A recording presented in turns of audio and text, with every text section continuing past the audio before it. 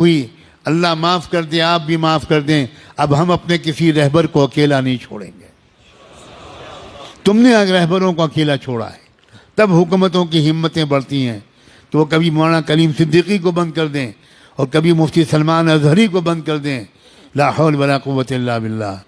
ہم سب ایک ہیں، مسلک کی بنیاد پر لڑائیاں بند کرو۔ اگر آپ کو کسی مسلک سے تعلق ہے بہت مبارک، لیکن ہمارا اصل مذہب کلمہ طیبہ لا الہ الا اللہ، ہمارا کلمہ ایک ہے، ہمارا قرآن ایک ہے، ہمارا قبلہ ایک ہے، ہمارے رسول ایک ہیں، ہمارا رب ایک ہے، ہمارا دین ایک ہے، اور ہمارا انجام بھی ایک ہے۔ کسی طرح کا جھگڑا نہیں۔ یہ اہل سنت کی مسجد ہے اور یہ تبلیغیوں کی مسجد ہے۔ اللہ کرے اب یہ سب ختم ہو جائے، ہم سب ایک دوسرے کی مسجدوں میں جا کر نماز پڑھیں۔ مسجد کسی کی نہیں ہے، مسجد تو اللہ کی ہے۔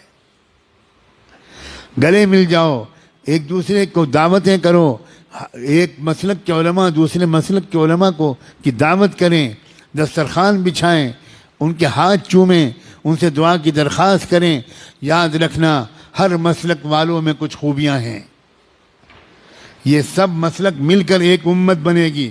اب کب تک یہ مسلک کا ہم لوگ ڈھول پیٹیں گے؟ اب بن جاؤ ایک امت، اس لیے کہ دشمن ایک امت بن گیا۔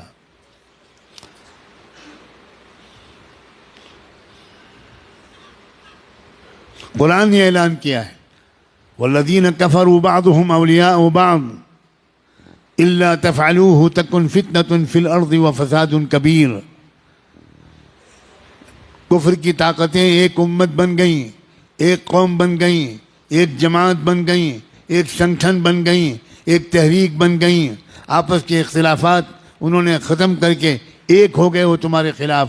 الا تفعلوه تکن فتنة فی الارض وفساد کبیر۔ اگر تم بھی ایک نہیں بنو گے، اگر تم ایک دوسرے کے مددگار نہیں بنو گے، تو یاد رکھنا تمہاری اس بدماشی کی وجہ سے، تمہاری اس بدفعلی کی وجہ سے پوری دنیا میں فی الارض فتنة و فساد کبیر، بہت بڑا فتنہ و فساد پھیلے گا تمہاری پھوٹ کی وجہ سے۔